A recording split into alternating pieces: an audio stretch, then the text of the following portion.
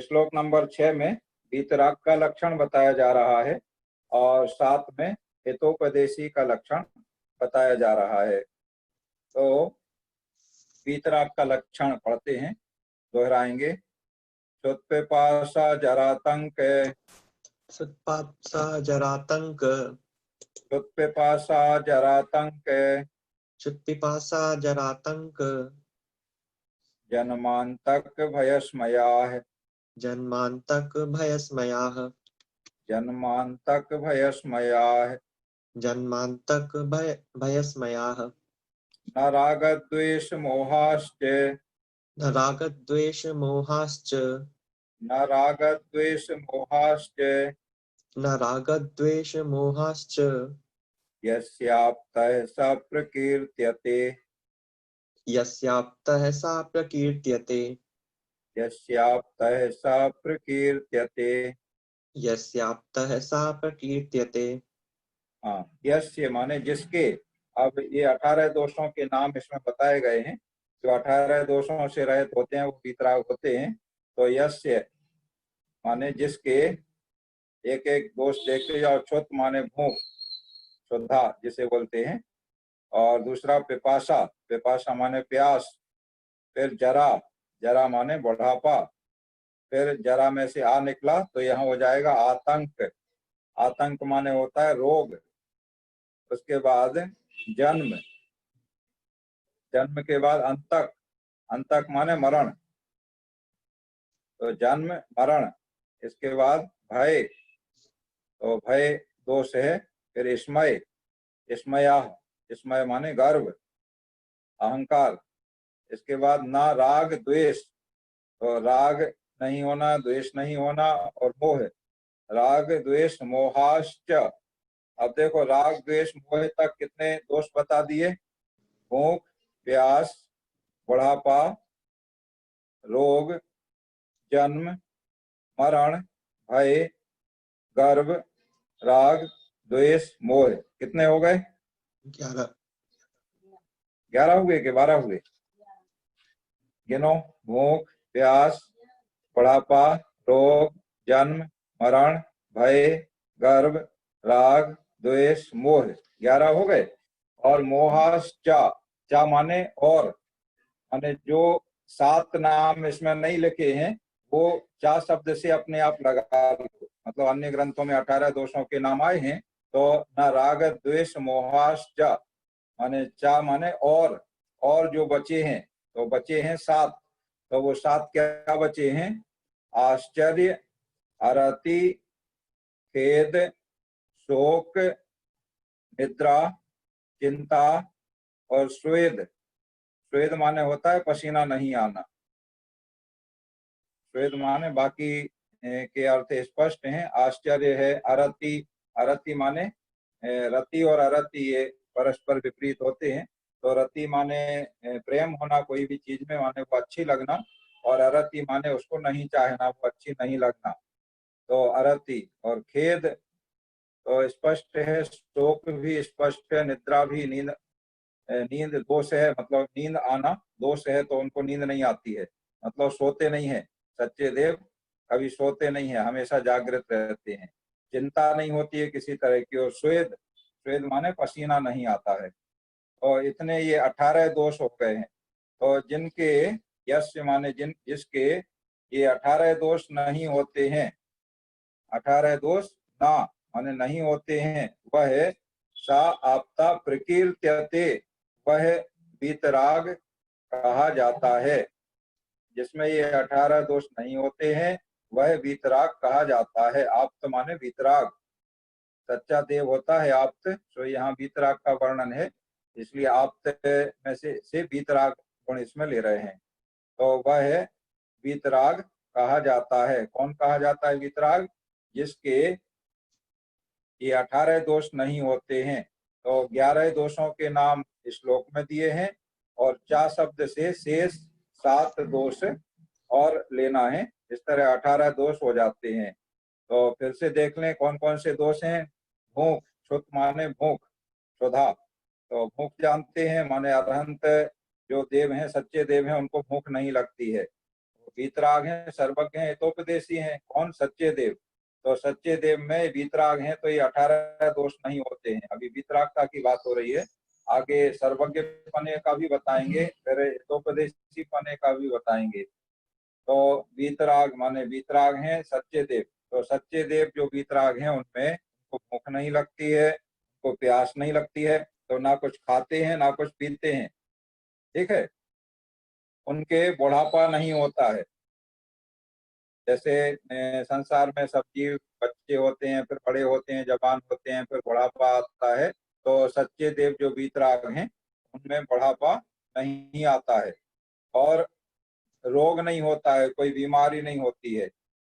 ये श्रद्धा श्वेतांबर और दिगंबर सभी बच्चों को वहाँ पढ़ाती हैं एक साथ। तो इनके लिए विशेष रूप से हम बता रहे हैं कि श्वेतांबर मत में महावीर स्वामी का वर्णन जहाँ आता है, महावीर स्वामी के जीवन चरित्र का वर्णन आता है, तो श्वेतांबर साहित्य में लिखा है कि महावीर स्वामी को बीमार हो गए, उनको पेचिस का रोग हो गया। तो फिर वो दवाई लेने लोग गए, फिर उनको दवाई दिलाए। तो ऐसा दिगंबर में ऐसा नहीं है। मतलब ये मान्यता में अंतर है। तो जब दोनों को एक साथ पढ़ाते हैं तो वहाँ स्पष्ट होना चाहिए बात कि दिगंबर मत के अनुसार ऐसा है और श्वेतांबर मत के अनुसार ऐसा है। श्वेतांबरों में ये भी मानते हैं कि महावीर स्वामी की शादी हुई। तो इस तरह के अंतर हैं, बहुत सारे और भी सैद्धांतिक अंतर हैं। तो वो अंतर स्पष्ट होना चाहिए, सही समझ होना चाहिए। हम दोनों चीजें सीखें, समझें, सही समझ हमारी बने कि दिगंबर मत में ऐसा वर्णन है और श्वेतांबर मत में ऐसा वर्णन है, ऐसे होना चाहिए। तो यहाँ हम दिगंबरत्व के अनुसार देख रहे हैं वीतरागता। तो रोग नहीं होता है। सच्चे देव माने सच्चे देव का मतलब अरहंत भगवान, हमारे सभी तीर्थंकर, सभी अरहंत भगवान। तो उनको कोई रोग कभी नहीं होता है, कोई बीमारी नहीं होती है और जन्म नहीं होता है। मतलब जन्म जैसे महावीर का जन्म त्रिशला के हुआ तो वो जन्म हो गया, उस समय वो अरहंत नहीं थे, तीर्थंकर नहीं थे जब जन्म हुआ। उसके बाद उन्होंने तपस्या करी, तपस्या करके उनको केवल ज्ञान हुआ, वो तीर्थंकर बन गए। अब उनका जन्म कभी नहीं होगा और उनका मरण भी नहीं होगा। अंतिम शरीर जब उनका छूटता है वो मरण नहीं कहलाता है, उसको हम क्या बोलते हैं?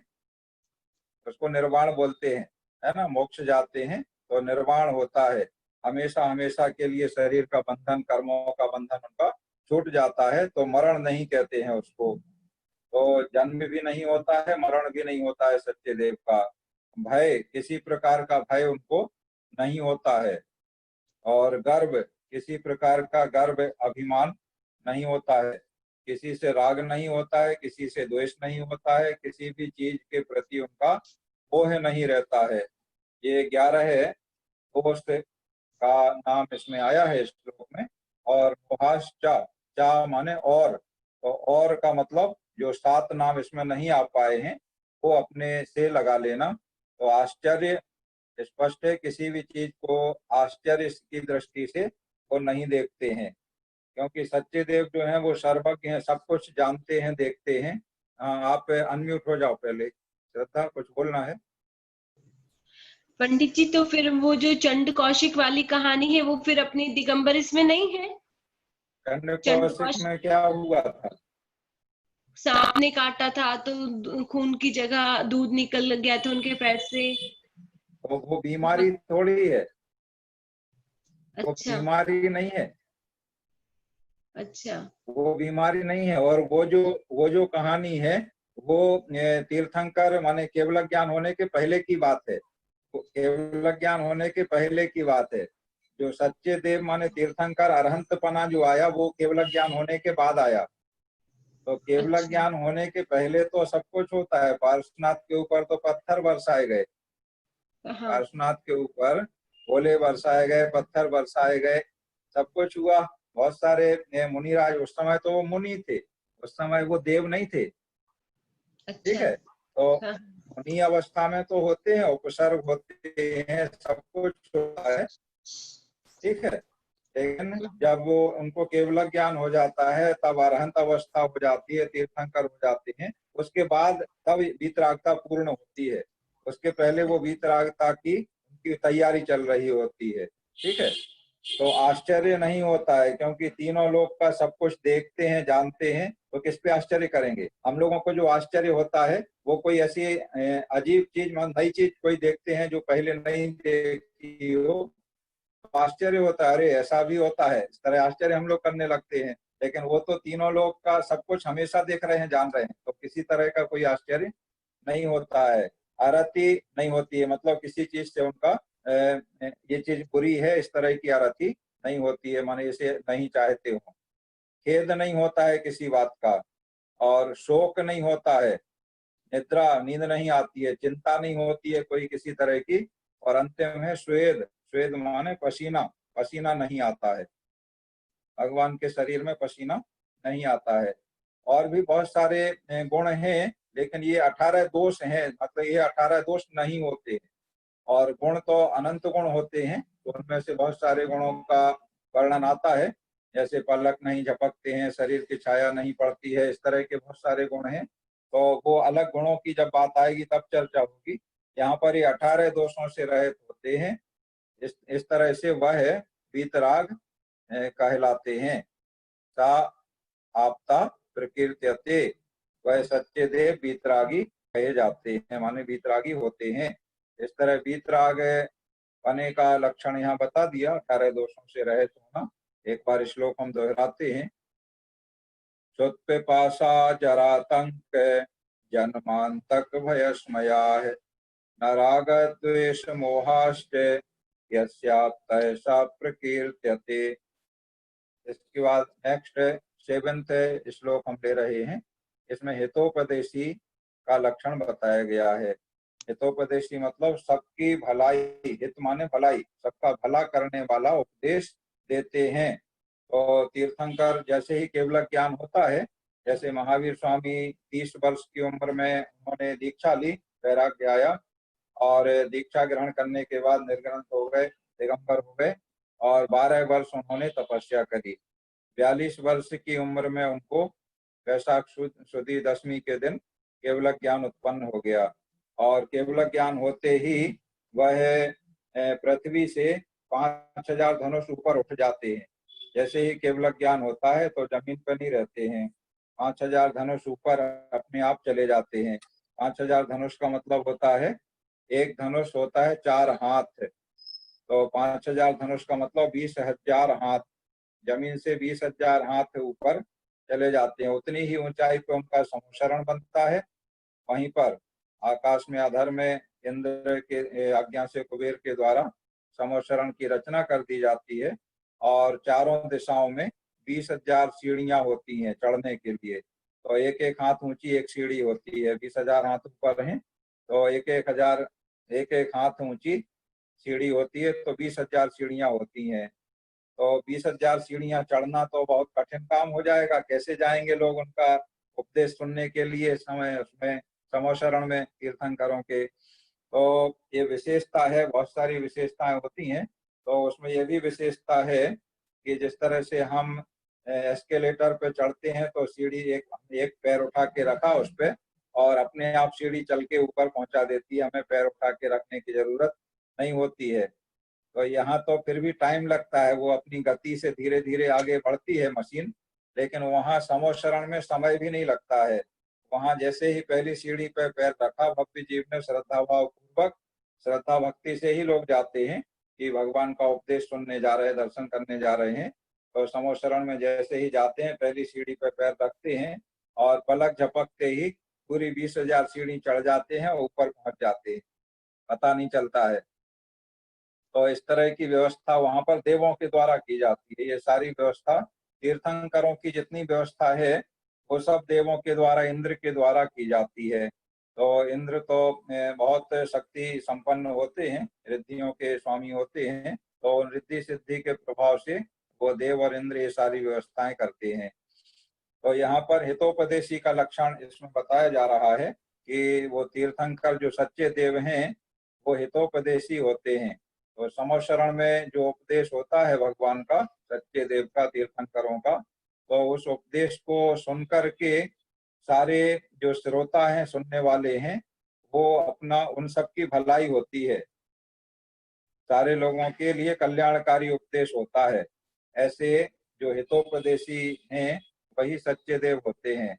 और हितोपदेशी का लक्षण इस श्लोक पे पढ़ते हैं और सभी जीव वहाँ अपनी अपनी भाषा में समझ भी लेते हैं। समोशरण में क्या रहता है, समोशरण में देव देवियां बैठते हैं, 12 इकट्ठे रहते हैं, 12 सभाएं होती हैं। तो देव देवियों की 8 सभाएं होती हैं और 3 सभा में मनुष्य बैठते हैं और एक सभा जो रहती है उसमें त्रियंच बैठते हैं, पशु पक्षी बैठते हैं। तो इस तरह 12 सभाओं के जीव मान त्रियंच भी, उसमें शेर भी बैठा, हाथी भी बैठा, वो भी अपनी अपनी भाषा में अपने हित का उपदेश उनको समझ में आ जाता है।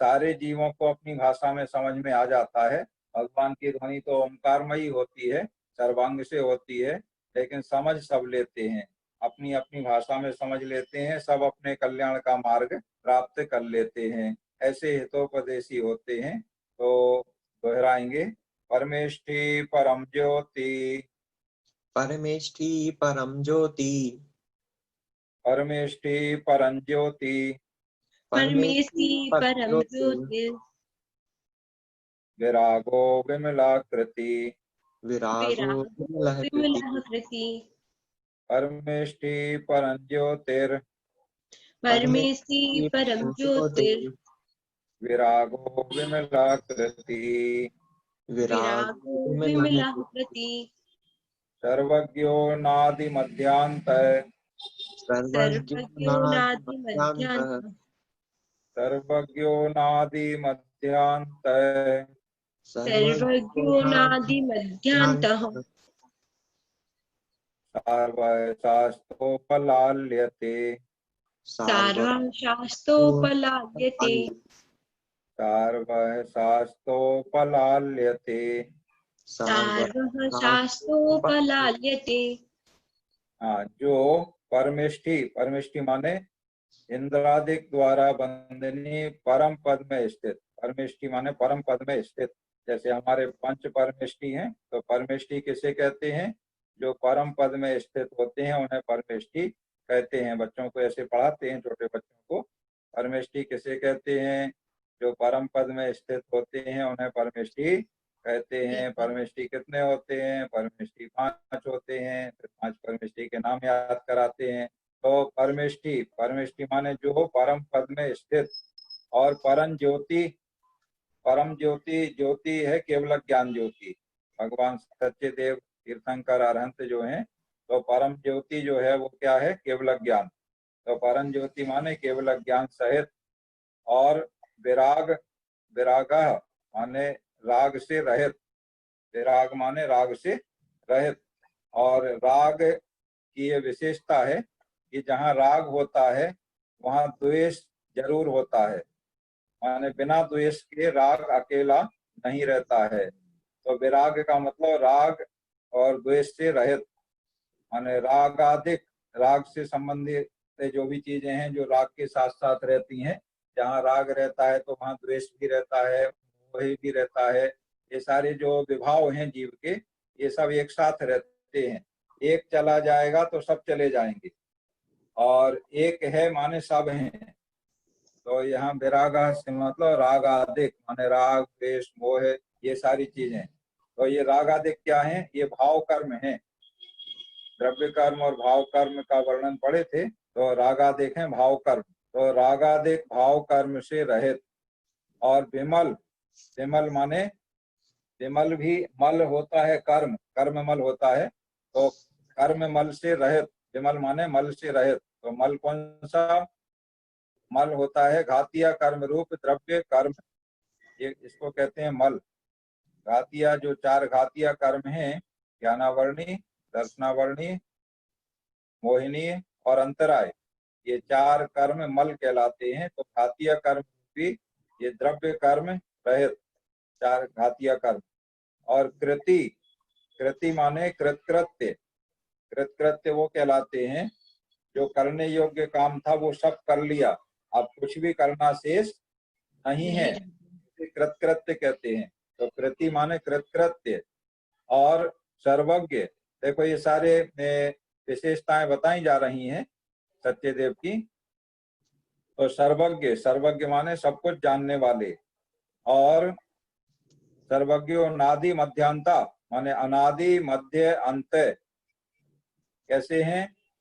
आदि मध्य और अंत से रहित, आदि मध्य और अंत से रहित। और सार्वा, सार्वा माने समस्त जीवों का हितकारक जो होता है वह है शास्ता। शास्ता माने हितोपदेशी, शास्ता माने हितोपदेशी। उपलाल्यते माने कहलाता है, वह हितोपदेशी कहलाता है। कौन कहलाता है हितोपदेशी? जिसमें इतनी विशेषताएं होती हैं, परमेष्ठी होता है, परम ज्योति होता है, विराग होता है, विमल होता है, कृति होता है, सर्वज्ञ होता है, और अनादि मध्य अंत। अनादि का मतलब जिसका आदि नहीं है, और ये आ जो लगा है अनादि का आ माने आदि का उल्टा अनादि, तो अनादि माने जिसका कोई प्रारंभ नहीं है। तो ये आ जो है नेगेटिव में लगाते हैं, वो मध्य में भी लगाएंगे और अंत में भी लगाएंगे।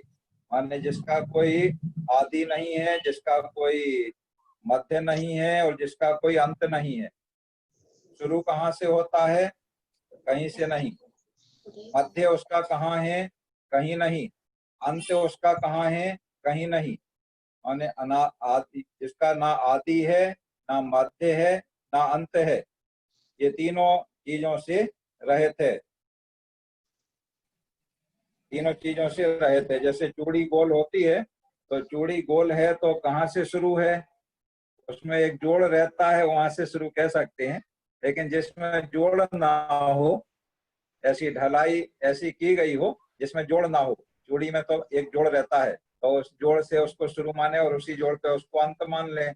लेकिन जिसमें जोड़ ना हो, बेजोड़ हो, तो उसको शुरू कहाँ से मानेंगे, उसका मध्य कहाँ से मानेंगे, और उसका अंत कहाँ पर मानेंगे? ना उसका आदि है, ना मध्य है, ना अंत है। तो ये तीनों ये विशेषताएं हैं। ये सब विशेषताएं किसकी हैं? शास्ता माने हितोपदेशी। वो हितोपदेशी कहलाता है जिसमें ये सारी चीजें हैं। तो क्या क्या चीजें हो गई? परमेष्टि, परमेष्टि माने परम पद में स्थित है। परम ज्योति माने केवल ज्ञान ज्योति सहित है। विराग माने रागादिक भाव कर्म रहित है, रागादिक भाव कर्म रहित।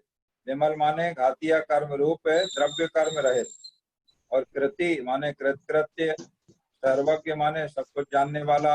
अनादि मध्य अंत माने आदि मध्य और अंत से रहित। जो सच्चे देव की परंपरा है, तो ये सच्चे देव की परंपरा कब से है? तो अनादिकाल से है। और कब तक रहेगी? हमेशा रहेगी, इसका कोई अंत नहीं है। सच्चे देव की जो परंपरा है वो अनादिकाल से है और सदा रहेगी, इसका कभी भी अंत होने वाला नहीं है। ना कोई प्रारंभ है, ना कोई अंत है। जैसे संसार का प्रारंभ नहीं है, संसार का कभी अंत नहीं होगा। संसार अनादिकाल से है, जीव अनादिकाल से है और अनंत काल तक रहेगा। तो जिसका प्रारंभ नहीं है, जिसका अंत नहीं है, उसका मध्य भी नहीं है। मध्य तो तब निकलेगा ना जब प्रारंभ हमें पता हो और अंत पता हो, तो उसको हम डिवाइड कर देंगे तो मध्य आ जाएगा। तो जिसका आदि नहीं पता, जिसका अंत नहीं पता, तो उसका मध्य भी नहीं है। तो आदि मध्य और अंत से रहित है। और सार्वा सब जीवों का हितकारक जो होता है वह हितोपदेशी कहलाता है। शास्ता उपलाल्यते, शास्ता उपलाल्यते, शास्त्रोपलाल्यते हो गया। तो शास्ता उपलाल्यते माने ये शास्ता माने हितोपदेशी, उपलाल्यते माने कहलाता है। तो हितोपदेशी कहलाता है कौन? जिसमें इतनी विशेषताएं हैं, परमेष्टि है, परम ज्योति है, विराग है, विमल है, कृति है, सर्वज्ञ है, और आदि मध्य और अंत से रहित है। और सार्वा सब जीवों का हितकारक है, वह हितोपदेशी कहलाता है। इतनी विशेषताओं वाले कितनी विशेषताएं हो गई? परमेष्टि 1, परम ज्योति 2, विराग 3, विमल 4, कृति 5, सर्वज्ञ 6, और अनादि माने जिसका आदि नहीं है। तीनों को एक ही मान लें, माने आदि मध्य और अंत से रहित। इन तीनों को एक गिन लें तो 7, और सार्वा माने सबका हितकारक, तो ऐसी 8 विशेषताएं हो गई। 8 विशेषताएं जिसमें है ये वह है शास्ता माने हितोपदेशी कहलाता है। ये ऊपर लिखी 8 विशेषताएं जिसमें है वह हितोपदेशी कहलाता है। मतलब जो परम पद में स्थित है, जो केवल ज्ञान से सहित है, जो रागादिक भाव कर्म से रहित है, घातीय कर्म रूपी द्रव्य कर्म से रहित है, कृत कृत्य है, सर्वज्ञ है और सच्चे देव की परंपरा से आदि मध्य और अंत रहित है और समस्त जीवों का हितकारक है, वह हितोपदेशी कहलाता है। इस तरह से हितोपदेशी का लक्षण श्लोक नंबर 7 में बताया गया है। एक बार श्लोक हम दोहराते हैं। परमेष्ठी परम ज्योतिर विरागो विमलाकृति सर्वज्ञो नादि मध्यांत सार्वः शास्तोपलाल्यते। इस तरह आज 2 श्लोक हमने समझ लिए। श्लोक नंबर 6 में हमने समझा वीतराग का लक्षण, जो 18 दोषों से रहित होते हैं वो वीतराग कहलाते हैं। श्लोक नंबर 7 में हमने समझा हितोपदेशी का लक्षण, जो ये 8 दोषों से रहित होते हैं, या गुण कहें, गुण होते हैं और दोष से रहित होते हैं। ये 8 चीजें जिनमें होती हैं वह हितोपदेशी कहलाते हैं। 8 चीजों में कुछ अच्छाइयां हैं, कुछ बुराइयां हैं। तो अच्छाइयां पॉजिटिव रूप में है और बुराइयां छोड़ने के रूप में, ये बुराइयां उनमें नहीं होती हैं और ये अच्छाइयां होती हैं, या विशेषताएं हैं तो उनमें होती हैं। इस तरह से वीतरागी और हितोपदेशी के बारे में आपने जान लिया और इस तरह आज की पढ़ाई हमारी यहाँ पूर्ण होती है। और अब आप अपनी कोई जिज्ञासा प्रश्न है तो पूछ सकते हैं।